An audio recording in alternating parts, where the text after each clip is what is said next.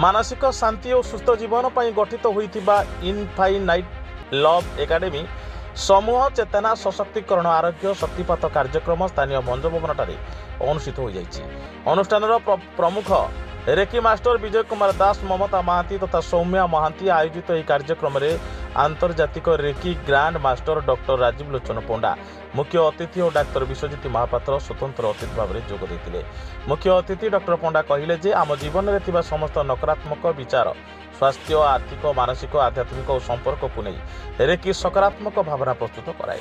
यह शरीर थिबा विभिन्न प्रकार रोग यथा वात पित्त कफ प्रभृति बाहर करिबारे सहायक हेबा सह आम शरीर और मानसिक मध्य संतुलन रक्षा करता है। स्वास्थ्य रक्षा पाई याको शिक्षा करबा उचित। यह अवसर में शहर में विभिन्न क्षेत्र में पारदर्शिता लाभ करथिबा व्यक्ति सर्वश्री देवाशीष पट्टनायक कल्पना महंत रामकृष्ण महंत कुंजबिहारी राउत अंगुरबाला परिडा आरती चौधरी मोनालिसा राउत प्रमुखों को अनुष्ठान तरफ सम्मानित करा जायतिला। अन्य मानक मध्य मीनाक्षी पाड़ी अतसी राजगुरु सरस्वती दास कृपा जैन महेश अग्रवाल रीता महांती प्रमुख उपस्थित रही कार्यक्रम में सहयोग करते। राउरकेला डॉक्टर प्रमोद कुमार जगदेव रिपोर्ट साई सत्य न्यूज।